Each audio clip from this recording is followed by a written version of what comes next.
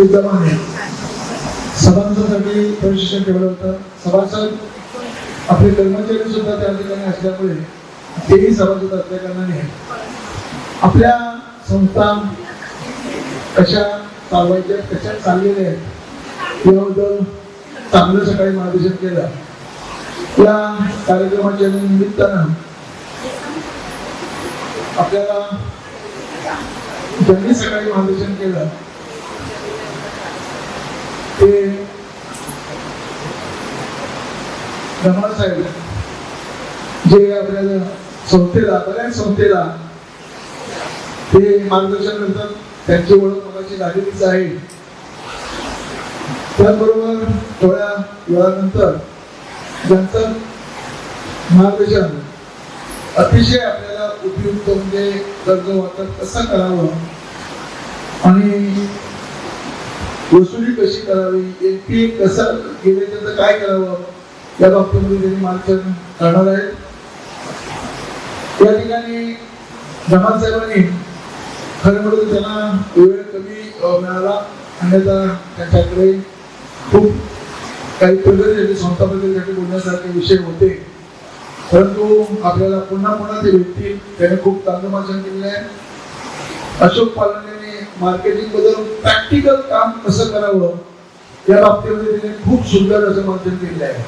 आणि त्याच्यानंतर आपल्याला ऑनलाईन बँकिंग या बाबतीमध्ये आपले समर्थ रघुवीर पतपेढीचे शिव ॲडव्होकेट चव्हाण साहेब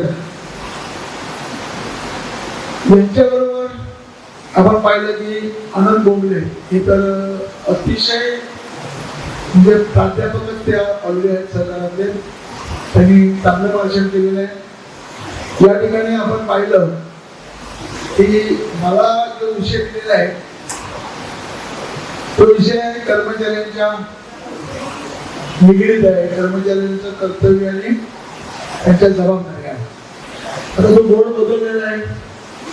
त्या ठिकाणी थोड्याच वेळापूर्वी आपल्याला महाराष्ट्र सहकारी संघ त्यांच्या माध्यमातून 72वा अखिल भारतीय सहकारी सप्ताह आहे आणि या सप्ताहासाठी आपण निमंत्रण करून आणि नवरे साहेबांनी केलेलं आहे. सकाळी नवरे साहेबांशी बोलल्याच्या नंतर शार्प ते बोलले मी 4:30ला येणार आहे. नंतर दरेकर साहेबांच्या पीएचडी बोललो, ते पण बोलले की मी 4:30ला शार्प येतोय म्हणजे येणार आहे म्हणून साहेबांनी सांगितलेलं आहे. तर तसा मेसेज सुद्धा मी कार्यकर्त्यांना पाठवलेला आहे. तर तो कार्यक्रम दुपारी होईल. आपल्या संपूर्ण महाराष्ट्रामध्ये त्यांना मंत्रिपदाचा दर्जा मिळालेला आहे. ते रिडेव्हलपसाठी म्हणजे आपल्या ज्या गृहनिर्माण संस्था असतात त्यांचं रिडेव्हलपसाठी त्या प्राधिकरण झालेलं त्या प्राधिकरणाचे ते अध्यक्ष आहेत. त्यामुळं त्या 4 कोटच्या ज्या सोसायटी आहेत त्या रिडेव्हलपला जाणार आहेत. त्या रिडेव्हलपला सेल्फ रिडेव्हलप कसं करता येईल त्यासाठी त्यांचं फायनान्स सुद्धा कोणी करायचं आहे या बाबतीमध्ये तसे त्यांचं मार्गदर्शन होणार आहे. हळूहळू ते SRA सुद्धा घेणार आहेत. आणि तो परवा दिवशी ज्यावेळी कार्यक्रम दादरला झाला त्या कार्यक्रमामध्ये त्यांनी सुपवास केलेले आहे. तर तो जो सकाळचा आपला जो कार्यक्रम होता या ठिकाणी आम्ही बघितलं की एवढा मोठा हॉल आहे आणि छोटा हॉल आपण घेतो असतो दरवर्षी, पण तो ऑलरेडी बुक होता आणि म्हणून आम्ही त्याला बोललो ठीक आहे मग ऑलरेडीच समर्थ रघुवीर आणि कोक गोराई यांना बोलू आपण संयुक्त करूया आणि कार्यक्रमाला कार्यक्रम साहेब येणार आहे. आणि सुनील मला पर्यंत सांगत होतं की मोलंडे साहेब त्यांची महाराष्ट्र राज्य सहकारी संघावरती निवड झालेली आहे आणि महाराष्ट्र शासनाचा जो आपल्याला सहकारामध्ये एक मंडळ आहे नियामक मंडळ, त्या नियामक मंडळावरती सदस्य झालेले आहेत आणि त्याचा सत्कार घेऊया. आणि नंतर दरेकर साहेबांना 2 पदं मिळाली. आता बॉक्सिंगचे ते असोसिएशनचे अध्यक्ष झाले, त्याचबरोबर त्यांना मंत्रिपदाचा दर्जा मिळाला, त्याचबरोबर ते महाराष्ट्र सहकारी संघावरती सुद्धा अध्यक्ष झालेले आहेत. मग हा जो काय म्हणतो की तिन्ही संस्था मिळून त्यांचा सत्कार करावा असं मनामध्ये आलं आणि आपण त्याप्रमाणे त्यांचा सत्कार घेण्याच्या निमित्ताने योगा आमची वार्षिक धर्मसभा होतीच होती. आपल्या कर्मचाऱ्याला दिवाळी आणि पतधोरण 6 महिने सप्टेंबर पर्यंत काय झालं आणि काय पुढे करणार आहोत त्याच्यावरती आमच्या कर्मचाऱ्यांना मार्गदर्शन असतं. आणि त्या निमित्तानं तो कार्यक्रम सकाळचा जो झाला की एक संस्था आपण विलीनीकरण करतोय आणि दुसरा विषय आहे की ऊस आपण स्वीकारलेले आहे. आणि त्याच्यानंतर आपल्याला हे जे तिन्ही संस्थेचे शिओ म्हणजे ज्ञानदीप सहकारी पतपेढीचे मुख्य कार्यकारी अधिकारी जेव्हा झाले त्यांचं मार्गदर्शन, नंदू पाटलाचं सुद्धा अतिशय चांगलं मार्गदर्शन लाभलेलं आहे. नंदू पाटील तो चव्हाण आम्ही तुम्हाला ऐकलं आता तुम्ही या ना, आमचं पण थोडं ऐका ना, असं काय करताय, बसा बसा या. आम्ही ऐकलं ना, छान झालं तुमचं, ठीक आहे. अतिशय म्हणजे चांगलं त्यांनी मार्गदर्शन केलं. आणि मार्गदर्शन केल्याच्या नंतर माझं वाटायला लागलं की आपल्याकडे चांगली गुण असलेले ते सगळे शिव मिळालेले आहेत. आणि या तिन्ही शिवला एकत्र आणायचं काम मी केलेलं आहे. प्रत्येक महिन्याला तुला सांगते की तुम्ही एकत्र या, आम्ही उपलब्ध असतो नसू, या विषयावरती त्याचं चांगलं कोऑपरेशन एकामेकाला आहे. आता संस्था कशा चालवायच्या आहेत, ऑनलाईन कसं असावं, 2 वर्षापूर्वी 1.5 वर्षापूर्वी पतपेढीमध्ये त्यांनी पतपेढीच्या बाबतीमध्ये ऑनलाईन आहेच आहे, परंतु डिजिटल जे काही पेमेंट करायच्या बाबतीमध्ये त्यांनी जे मार्गदर्शन केलं ते 1.5 वर्षापूर्वी त्यांचं झालेलं आहे. त्या पंखा कमी झाले सोडली इकडे बंद होणार, ते बंद करायचं असेल तर पाठीमध्ये ठीक आहे. म्हणजे मी डिस्टर्ब होतो ना, लिंक माझी लागली संपून जाते. तर या ठिकाणी कोविडच्या एकामेकाचं चाललेलं आहे, संस्था चांगल्या चाललेल्या आहेत. समर्थ पतपेढी फेडरेशनमध्ये आम्ही एकत्र आहोत. ओम गोराईमध्ये आपलं तो पाहिला असेल की त्या माणसाची मार्केटिंगची पॉवर एवढी आहे. तर बाकी कामाच्या बाबतीमध्ये खूप हे आहे. आपल्या दत्तसेवा सहकारी पतपेढीमध्ये पॉलिसी किंवा कसं काही कामकाज चालतं या बाबतीमध्ये सुद्धा नंदू पटलांनी बरंच काही सांगितलेलं आहे. आणि नंदू बरोबर आपल्या संस्थेचे मार्गदर्शक गमा साहेबांनी पण सांगितलेलं आहे. मी तर तुमच्याशी मराठी दत्तसेवाची बऱ्याच वेळा बोललेला आहे. मी समर्थ उर्वरित पतपेढीची सुद्धा बऱ्याच वेळा आपण त्यांच्या संपर्कात आहे. आणि त्यांच्या आपल्या 2-3 वर्षात मार्गदर्शन आहे, परंतु त्याच्यापूर्वी त्यांच्याकडे आम्ही कर्मचाऱ्यांवर पण चर्चा करण्यासाठी मार्गदर्शन करण्यासाठी गेलेलो आहे. वार्षिक सर्व सभेला सुद्धा जातो. आणि या ज्या संस्था आहेत या संस्थेचं कर्तव्य आहे, आमचं कर्तव्य आहे की या भागातील ज्या छोट्या पतपेढ्या आहेत, ज्या अडचणीत पतपेढ्या आहेत, त्या अडचणीत पतपेढ्यांना एक तर आपण मार्गदर्शन करून त्यांना जी ड वर्गातली आहे तिला क वर्गात आणणं, क वर्गातून ब वर्गात आणणं, ब वर्गातून क वर्गात आणणं. शासन जे काही निर्णय घेते ते तुम्ही सगळे ऐकलं असेल की शासन निर्णय घेते, एका दृष्टीने खूप चांगले निर्णय घेते, परंतु अशी परिस्थिती तयार झाली की या छोट्या छोट्या पतपेढ्या बंद होणार आणि चांगल्या काही असतील सक्षम समर्थ रुग्ण असू दे, गोळ्या असू दे किंवा अजून दादरची समर्थ आहे, त्यानंतर आपल्या ज्ञानदीप पतपेढी आहे, त्याच्यानंतर आपले बाई वांगडीची संस्था आहे. अशा काही संस्था जे टिकतील. आता काय टिकतील तर त्याची बेस तिने तयार केला आहे. आम्ही पाहिलं असेल की ही जी फळे शेकड फळी, ही शेकड फळी तर कुठं आता उपलब्ध नाही आहे. आणि म्हणून या संस्थेमध्ये आता आम्ही जी बालाजी पतपेढी झाली त्यानंतर म्हणजे एवढी सक्षम पतपेढी तुमची आहे, तुम्हाला काय पाहिजे ते सांगा. बडे साहेबांनी सगळे डायरेक्टर तुमच्याकडे आले, त्याचे डायरेक्टर काही समोर आहेत म्हणजे आम्ही आले ना तुमच्या समोर. तर अशी परिस्थिती आहे की कुठलीही सेकंड पिढी तयार नाहीये. सेकंड पिढी तयार नाही असल्यामुळे आम्ही ते आता पुढे करू शकत नाही. आमचं वय फक्त 80, 77, 74 वगैरे म्हणजे पुढे काय तसा काय प्रॉब्लेम नसतो, काय नसतो. पण त्याची इच्छा झाली की आमची चांगल्या संस्थेमध्ये पतपेढी विलीन व्हावी आणि म्हणून त्यांनी आपल्याकडे मागणी केली आणि आपण त्यांना तयार करू. या ठिकाणी आपल्याला नंतर हे फॅन बंद करायचं त्यांचं मत आहे. फॅन बंद करणं आणि एसी चालू असल्यामुळे फॅन बंद करायची, एसी बंद केली, बरं ठीक आहे. हा तर संस्था चालतात, कशा चालतात, काय करावं लागतं या बाबतीमध्ये त्या लोकांनी सगळं तुम्हाला सगळं सांगितलेलं आहे. मग असं आलं की कर्मचाऱ्यांची जबाबदारी काय, कर्तव्य काय त्यांचं. आता कर्तव्य आणि जबाबदारीचा जर विषय काढला तर तो खूप मोठा आहे. म्हणजे तुम्हाला मला सांगितलं की आपल्याला जर पाहिलं तर कर्मचारी मगाशी बोललो तर 65% त्यांनी सांगितले की कर्मचारी संस्था बंद व्हायला जबाबदार असतात 65%. कसं काय, त्याचे विविध कारण आहेत. आता पण म्हणतोय की आपल्याला कारण 65% कर्मचारी चुकीचा निर्णय घेणाऱ्या मॅनेजमेंटला, अध्यक्षाला, उपाध्यक्षाला बोलायची हिंमतच नसते. कारण असं ते नातेवाईक असतात, कर्मचारी सुद्धा स्वतः लिमिटेड असतात, लिमिटेड असतात, 10 कोटी 15 कोटी 20 कोटी वगैरे वगैरे.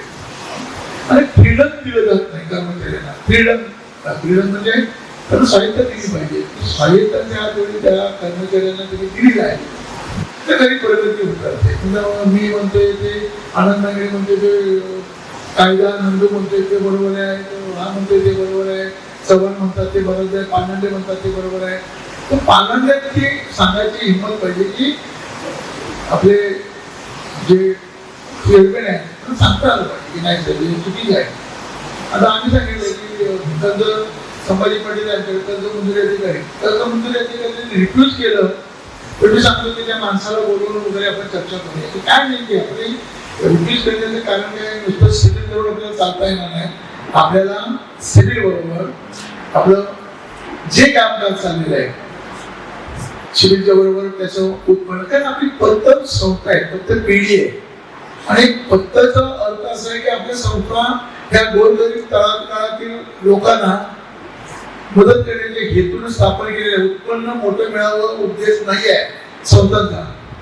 आणि हे मग आपला अधिकार आहे की ते मोठे बघायचे, त्याचं रेट घ्यायचं, त्यांनाच कर्ज द्यायचं. मग आपल्याला ज्यांनी संस्था स्थापन करण्याच्या ज्या उद्देशाने या ठिकाणी व्यासपीठावरती जे आपण फोटो लावलेले आहेत, वसंतदादा पाटील असू दे, यशवंतराव चव्हाण असू दे, किंवा मग कोणतरी आपल्याला म्हणते की काय हे सगळे राजकारणी लोक होती तर खूप बँका डुबवल्या, खूप कारखाने लुटले वगैरे वगैरे वगैरे. पण त्यातून चांगल्या घडलेल्या गोष्टी पण आहेत ना, भरपूर आहेत ना.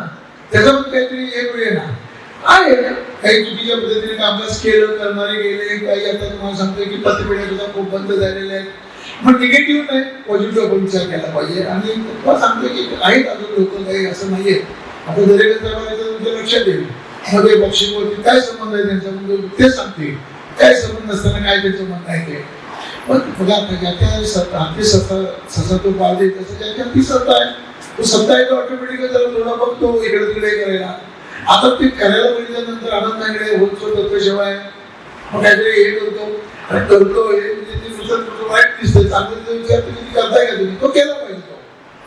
आणि हे चांगल्या बाबतीमध्ये विचार करणारी लोक कमी आहेत. मग 65% लोक ही काय तुझ्यामध्ये करतात. शेजारी पोरगा आहे किंवा शेजारी मुलगी आहे ती चुकीचं काम करते तर त्या बाबतीमध्ये त्या याच्यामध्ये मॅनेजमेंट पण करण्याची हिंमत त्या ह्याला झाली पाहिजे. आमच्याकडे एक राणे साहेबांना आमचे नाव भेटलं ते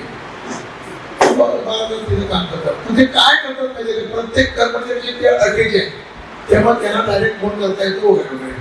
आणि त्यांचं खूप बारकाईने लक्ष असतं. म्हणून तुम्हाला समजेल की कर्मचाऱ्याला अटॅच राहणं महत्वाचं असतं. तिसरी गोष्ट काय असतं की आता शिवून घ्या की किंवा पालणी घ्या, पालणीची चेअरमॅनची निवडणी आहे मोठ्या पदावरती आहे. त्यामुळे काही तिथं करायचं म्हणून जर तिला सांगायला गेलो तर ते ऐकत नाही आहे. आणि ऐकत नाही म्हणून हा ऍक्शन घेत नाही. आणि ऍक्शन घेत नसल्यामुळे बाकीच्या लोकांना तिची मुभा मिळते.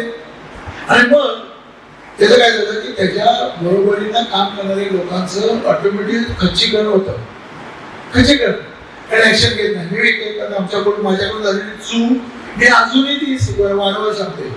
मी आपले गरीब किंवा चांगला मी हे म्हणून आपण पाठीशी घालतो. पण त्याच्यानंतर त्याचा मोठा फ्रॉड जेव्हा झाला तेव्हा कळालं काय आपण करणार आहे. बरं 20-20 वर्ष लोकांनी नोकरी केलेल्या लोकांनी फ्रॉड केलेला काय करणार आपण त्यांना?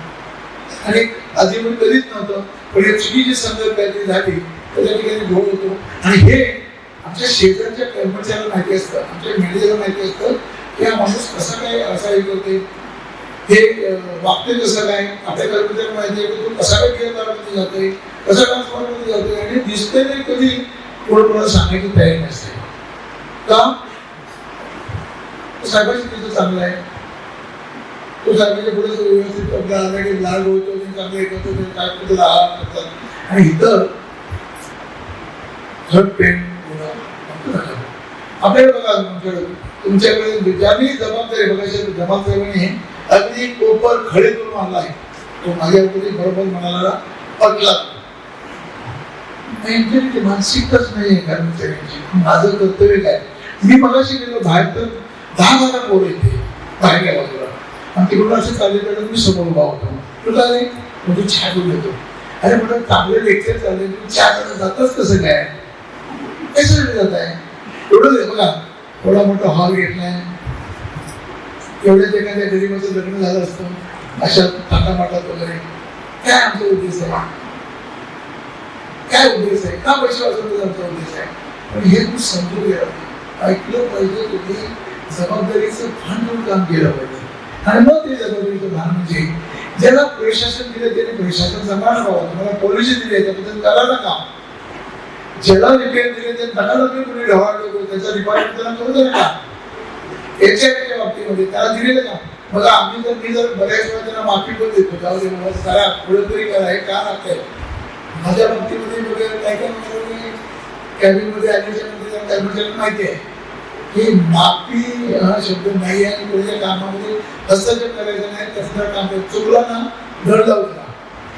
हे आपण कुठेतरी जरा थोडं कळत म्हणजे ऍटलिस्ट काय होतो, कसं नाही लागते, कसं जातो टिकतो.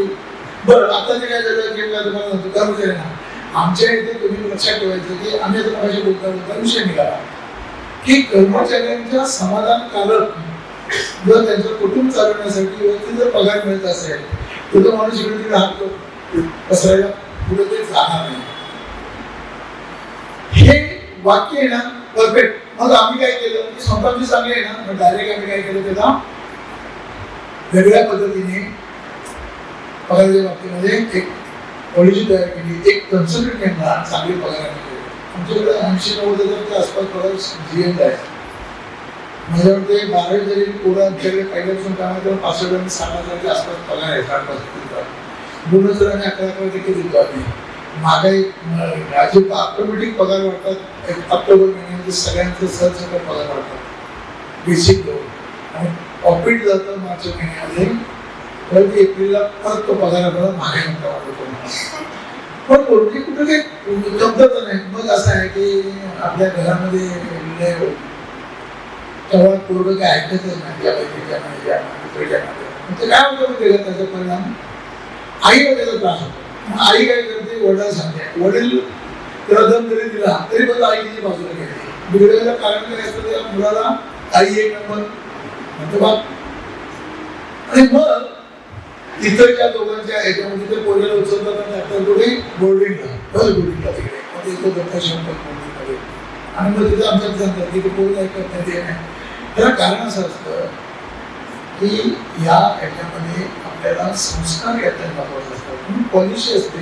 तुम्हाला जबाबदारीचे दिले दंड लावला, दंड लावण्यावरून माझ्यापर्यंत कसं नाही लावते. तुला दिलेली जबाबदारी तू पार पाडली का? जेव्हा जबाबदारी तू पार पाडलीस ना त्यावेळी तुला बक्षीस पण दिलं ना भाऊ. मग तू काम व्यवस्थित करत नसेल तर तुला दंड मिळणारच ना, दंड झालाच पाहिजे ना, दंड लागला पाहिजे ना. आणि मग आमच्यात काही लोक आहेत, आमचे अधिकारी त्याला बरोबर पाठीशी करायचं. आणि कायदा केलेला तो कायदा बऱ्याच वेळा तोडायचा प्रयत्न केला. ही सगळी तुमच्या आता मला प्रत्येक कर्मचारी आहेत ना, कर्मचाऱ्याला त्या सुनील चव्हाणचा स्वभाव नाही काहीतरी भटकून बोलावं म्हणून. तेव्हा काय होतं ते कर्मचारी त्याच्या बरोबर व्हायला गेलं. आणि मग त्याला ते आमचे त्याचे दुसऱ्या संस्थेचे उपाध्यक्ष आहेत ते त्याला पाठीशी घालतात. आता ती पाठीशी घातल्यामुळे त्याची विचाराची बुद्धी खोची होती ना. माझं कसंच होतं. ज्याला एक माणूस म्हणजे नंदू पाटील, मी त्याला बरोबर हे करतो. आम्ही वरची होतं, मी खाली जातच नाही कारण मला काही सांगू नका, मला हे पाहिजे. आणि मग आम्ही 3 महिन्यातून 2 महिन्यातून घेतल्यानंतर त्यांना फायरिंग करतो ना, तर माझी फायरिंग म्हणजे कसं आहे, वडील सरकारचा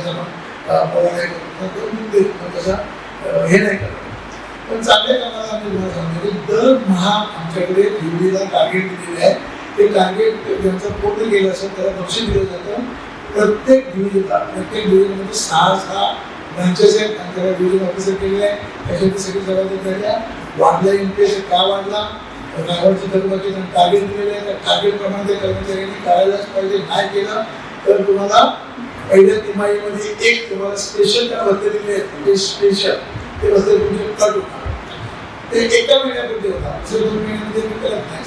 सप्टेंबर आला पण उत्तर आणि त्याच्यामध्ये करून ठेवलेले कुठून आणले ते सुद्धा मी ज्ञानतीमध्ये आमच्याकडे आणलेले त्यामध्ये हे केलेले आहे.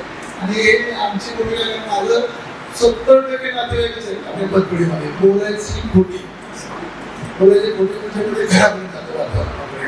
मग ते कोणतरी नवरा असतो, मग ते ताईला फोन करणार, दादाला जरा सांगा वगैरे, ते अशा काही भटकेली बोलतात वगैरे. तिला पण तिथून राग म्हणायचे तुम्ही का पतपिढीच्या विषय तुम्ही घेऊन येतात. आता मग घरामध्ये त्याला सांगून ठेवतो प्लीज फक्त घरामध्ये तू पतपिढीचा विषय काढू नकोस, तू संचालक आहे तर पिढीमध्ये बोल वगैरे. हे कारण तुम्हाला सांगतो पहिली आमची पतपिढी असेल की ज्यांनी करून रिटायर झालेल्या लोकांना डायरेक्टमध्ये घेतले. मला तुम्हाला काय म्हणजे काय सांगायचं की रिटायर झालेला आणि काय म्हणतो मला घेऊन द्या काय पण तरी पण त्याला म्हणणार सेकंड पिढी आपण मूळ कर्मचारी बसून नाही चालणार आहे. त्याला मी उदाहरण दिलं सुनील चव्हाणचं. म्हणजे भावाने काळजी करत म्हणजे सुनील चव्हाण येऊन दे तो तिथं बसून वगैरे काम करतो. शाळा आहे, मोठी शाळा आहे, पुन्हा हे आहे, तर त्यांनी ते लक्ष घेतलं. चांगला म्हणजे हँड काय म्हणा म्हणजे वडिलांना आदर असतो तो स्वतः वगैरे. राहिल्या कर्मचाऱ्यांचं आताही कर्मचाऱ्यांचं एकामेकाचं पडत नाही. त्याच्या गिडी आहेत ना ही एकीकडे तुझा एकामेकडे हे करून बसतात. सांगितलेलं कोणतं ऐकताना जबाब नाही. आम्ही सांगतोय की तुम्ही ठेवीवरती लक्ष द्या. म्हणजे खाली ठेवीवरती खाली लक्ष घेतल्यानंतर तेवढ्यानंतर ऐकतात वगैरे आणि परत येणे माझ्या मागल्या आणि काय त्याच्यामध्ये दिलेली जबाबदारी पाळायला हवा प्रत्येकाने. त्यामध्ये गेले कार्याने आदेश काढायचे. कार्याने आदेश वरती तुम्हाला फोकस करायचा आहे. तो फोकस प्रत्येकाने केला पाहिजे. तर सुनील आहे, तर सुनील काय केलं कर्मचारी पॉलिसी घेऊन गेला. कर्मचाऱ्यांनी त्याला म्हणून पॉलिसी घेऊन पगार वाढवण्यामध्ये पॉलिसी घेऊन जातो. हे कर्तव्य आणि त्याची जबाबदारी ती पॉलिसी पण तुम्ही घेऊन जा ना. पण कसं वाटायचं याची पॉलिसी दिली आहे. टीव्ही कशा करायचं, मार्केटिंग कसं करायचं, त्याच्यात अख्खं डिपार्टमेंट तयार केलेलं आहे. लाखो रुपयामध्ये त्या डिपार्टमेंटचे आपण काम करत आहे. त्यावर टीव्हीवर काय त्याच्याकडे खास काम केलेलं आहे. प्रत्येक शाखेमध्ये एक लेडीजचा संपर्क अधिकारी ठेवलेले आहे. पॉलिसी केलेली आहे. इम्प्लिमेंट कोण करून घेणार आपले अधिकारी करत नाही. 2 वर्षातून परीक्षा कंपल्सरी सगळ्या कर्मचाऱ्यांची घ्यायची. अधिकाऱ्यांचे सगळे टू झेड अधिकाऱ्यांची ज्यांनी 20 वर्ष नोकरी केली त्याचं तपासून आला त्याला त्या तपासायला पण पेपर का पॉलिसीमध्ये नापास केला म्हणून हे नाही ना. हे शाखाली गेले आणि आपल्याला शाखाली गेल्याची जर काही केली त्यानंतर हे सुनील एवढ्यासाठी सांगते की तुझ्याकडे जी तुझ्या पदाधिकारी तुझ्या पाठीमागे बसलेले आहेत आणि म्हणून काही गोष्टी मी चर्चा करते. कोण बोलायची पण आपल्याकडे पालने गेले काय आणि तो जप्ती होती ना पालनेची काहीतरी. तर हे बघा जप्ती आहे तर जीएम घेत आहे. कशाला आमच्याकडे जप्ती तिथे आहेत ते लपडी झालेले आहेत, भांडणं झालेले आहेत आणि तुम्ही या मी तिच्या बाजूला जायचं नाही. कोण आहे देवा शिवाजी सुद्धा मुख्य वसूल अधिकारी मला असं आहे आणि द्या आज येणार नाही म्हटलं काय मारामारी व्हायची ते होते काय करायचं करा तुम्ही मला. आम्हाला तुम्हाला दिलेल्या पॉलिसी जप्तीचा तुम्हाला आदेश आहेत ना, तुम्हाला पॉवर आहे ना, तुम्ही घेतलेली पॉवर आहे ना सरकारकडून ही यूज करा. तुम्हाला माहिती आहे ना सगळं माहिती आहे केलं नाही. आणि लगेच पुढची गोष्ट केली 100 नंबर फिरवला गाडी आली गाडीच्या टाकले गाडी भेट झालं ते सगळं त्यांनी केलं आणि केल्याच्यानंतर सांगितलं की ती गाडी आली ती त्यांनी पैसे मागितले. किती मागितले 5,000 घेऊन टाक. आपल्याला काय सांगायचं की तुम्ही जर मला सांगितलं करता येतो आपण किती आपल्या अंगावर घ्यायचं. आणि म्हणून तुम्हाला सांगितलं की मी कुठल्याही शाखेत जात नाहीये. आता मी म्हणाल ते 6 महिन्यानंतर शाखाधिकारी अधिकाऱ्यांची मिटिंग घेतली होती एमपी वाढला आणि मग एमपी वाढला होता काय वाढला मग ते सांगितलं खूप पाऊस होता एप्रिलपासूनच मे पासून पाऊस होता त्यामुळे पावसातून वेळच नाही कुठं बाहेर जायला जमलं नाही नोटीस पाठवले आपण पगार कपात तरी काय केले का ते पण नाही झालेलं तुमचं पगार कपात सुद्धा तुमचा वेळ झालेला नाही त्या टक्क्याची व्यवस्थित केलेलं नाही तुम्ही सीसीएम व्यवस्थित केलेलं नाही कोणतरी कोणाची जबाबदारी कोणाची नाना या आता तुमचाच बोर्ड लागलेला मुंबई सरकारी बोर्ड आपले सचिव आलेले आहेत त्यांचं टाळायचं स्वागत केलं आपल्याला मदत केली आहे म्हणून टाळायचं देते नाना बाकी बोर्डाचं तर या ठिकाणी आपल्याला खरं ज्यांचा आपण ऐकायचं ते सुनील नागावकर आहे आपण परत बसू कधीतरी आपण चर्चा करू कारण या 3 प्रतिभेच्या बाबतीमध्ये आपण सगळे खूप बोलण्यासारखे आहे आणि मी तुम्हाला सांगते की दादासाहेब बोलले 65% या अर्चना मॅडम मला काय सांगायचं आहे काय विषयाचं सांगा मी बोलून घेतो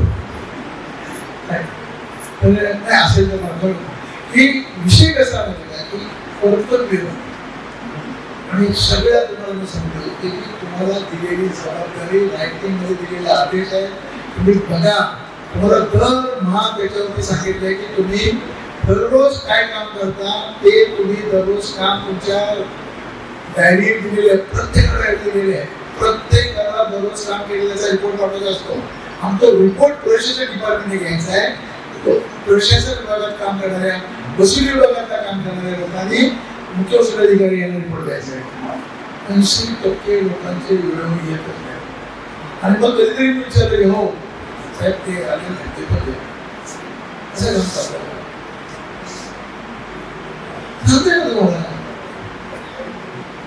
आणि हे मी बोलत 2 वर्षापासून पूर्णपणे माझ्यासोबत मी जन्म घेतला काय कोणाला वाटू दे आणि मग सकाळच्या उठल्याच्या नंतर श्रीकृष्णाचे कुठं वाचतो याचे ना भगवद्गीता 6 असतं ना सांग तुम्ही सकाळी उठल्याच्या नंतर बोला तुम्ही युट्यूबवरती काढा तुम्हाला कळेल मग मी होता गेली फॅक्ट आहे डायरेक्टवरती आहे नाही आम्हाला ते काम आहे ते करा तुम्ही 2 तास महिन्याचं नमासाहेबांना सांगितलं अहो तुम्ही डायरेक्टवरती आहात मग असं कुठं 5 महिन्यातून 2-4 तास नको करा ना आमच्या कर्मचारी मला सांगितलं ते आणि नको काय करायला काय ते वेगळं तुम्हाला सांगतो की प्रत्येकाने तुमच्या सोसायटीमध्ये कमिटी असेल तर तुम्हाला काम मिळत असेल ते सोडू नका असं जर कुठले कार्यक्रम असेल तर सोडू नका मला ते बाहेरमध्ये होऊन गेलेले तर आपण तिथं बघा कुठं ते घुसा युट्यूब आहे किती जण तुम्हाला बघण्यासारखं आहे काय तुम्हाला सांगतो मला वाईट वाटतं म्हणजे 80% लोकांनी करणारे काही प्रणाली वापरलेले आहे जी आम्ही 4 वर्षापूर्वी फीड केलेली आहे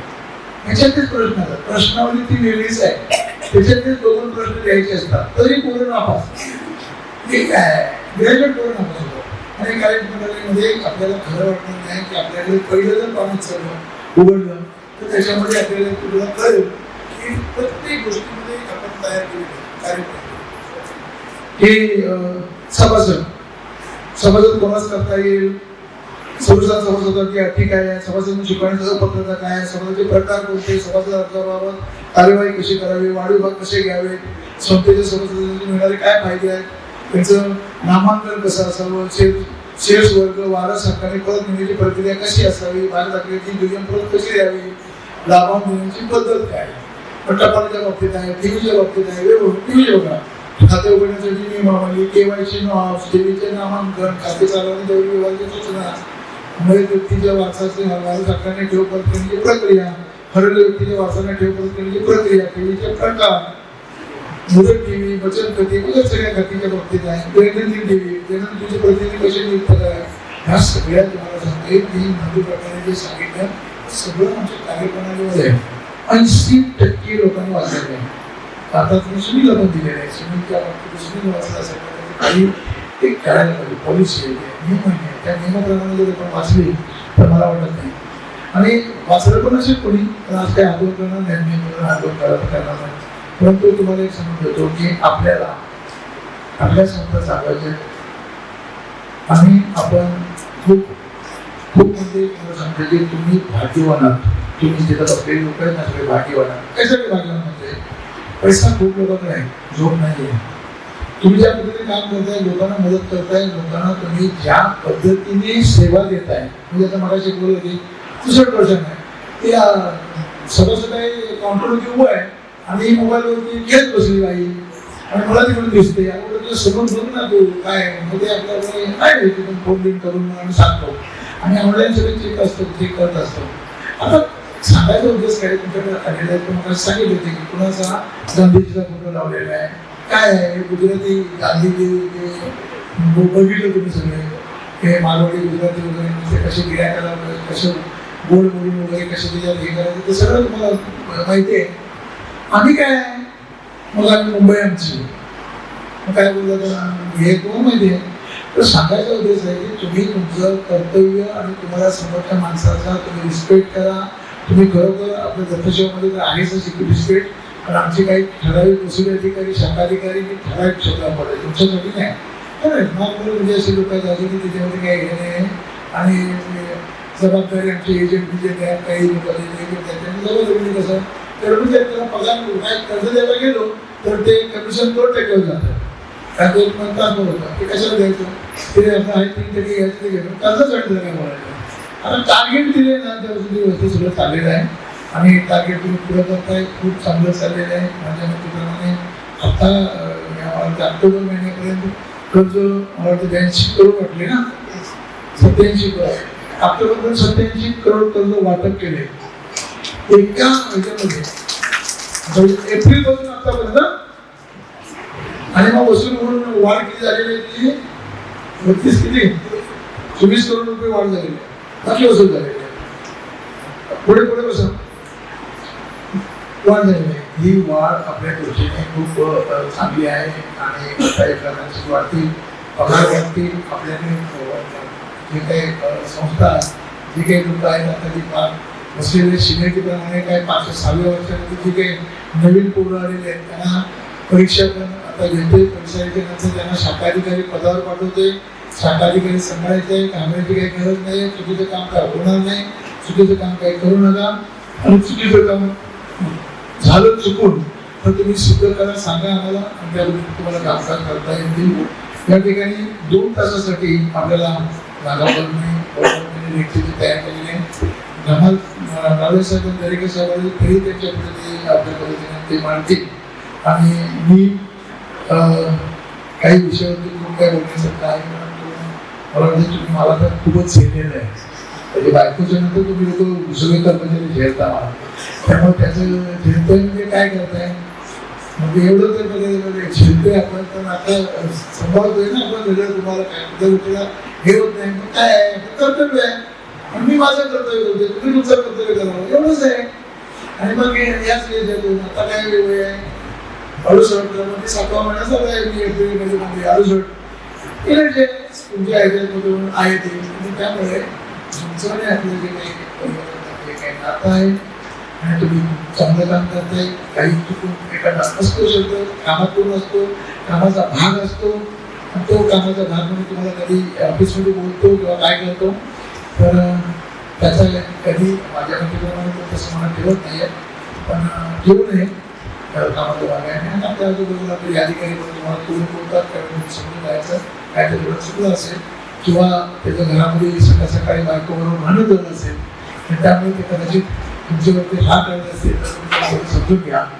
या ठिकाणी आपल्याला आलेले नागावकर साहेब आहेत, संजय तुम्हाला तू नागावकर साहेबांची ओळख करून दे आणि मला बोलण्यासाठी आणि जेवढ्याच्या नंतर पुढच्या सुस्ती जोडी आली असतात तुम्हाला लोकांना, पण नागावकर साहेब सुस्ती घालवतील अशी आपण आशा करूया. आणि या ठिकाणी मी थांबतो. जय हिंद, जय महाराष्ट्र.